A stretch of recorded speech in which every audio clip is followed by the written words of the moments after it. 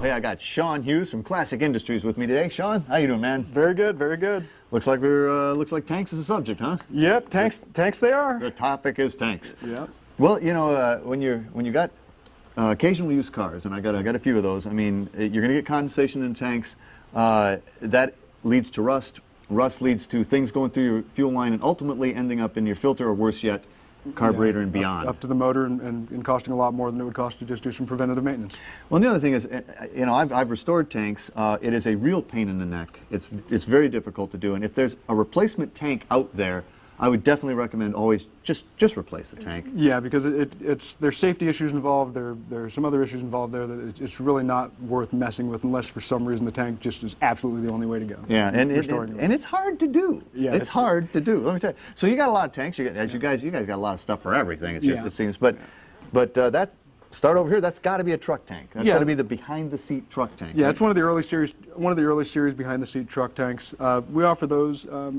And as a concern for some of these guys, we offer conversion so you can get it out from behind your seat. And that's what this is here. And that's a conversion tank. What that's going to do is that's going to take it from behind the seat. It's going to mount it up under your frame rails. That's going to come as a complete kit with the mounting straps, with the correct sending unit, with the J-bolts. The only thing you're going to have to do is drill a couple of holes, figure out your location for your inlet, and away you go. Well, you know, I kind of like that idea because I've never felt that good about sitting right in front of 20 gallons of gasoline. It's a peculiar feeling. Yeah, it is. and you guys have, you know, all the sending units and the floats and everything you need for these guys? We offer sending units for virtually every model of vehicle that we deal with, and they're all going to have correct inlet lines and the filters. And the floats will actually float, so you know.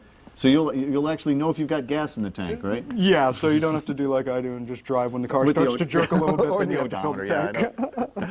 Well, this little guy out here looks like probably Nova, am I right? 1962 to 67 Nova. That's going to be a correct replacement tank for that. This one's going to be correct with everything, and as with all of the tanks, we offer all the mounting hardware for it, straps. And that's what this stuff would be, your straps and your cushions? That's going to be all your soft stuff, and anti-squeak inserts, because if you install one of these without them, you're going to hear that tank.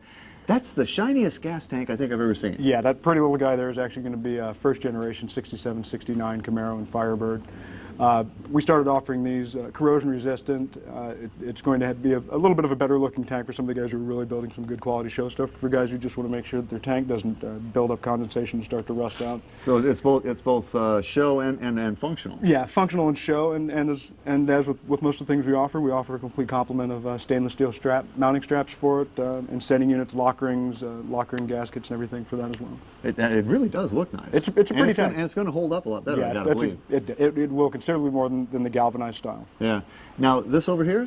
1958 Impala. Now, that'd be a 1 year only? 1 year only, specific to the 1958 Impala. We offer everything for this, inlets and all the correct sending units. We also offer the full line of the Impala tanks, but this is one of my favorites, even as plain as it looks. Well, it's also one of my favorite cars, so it's nice you got a tank for it.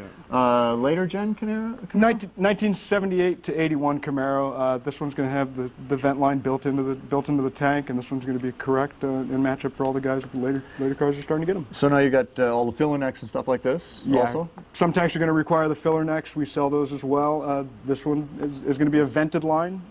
Some tanks have a vented gas cap, some tanks have a vented line here. I urge everybody to contact my tech staff to find out which one they need, or at least take a very good look at what they have and go from there.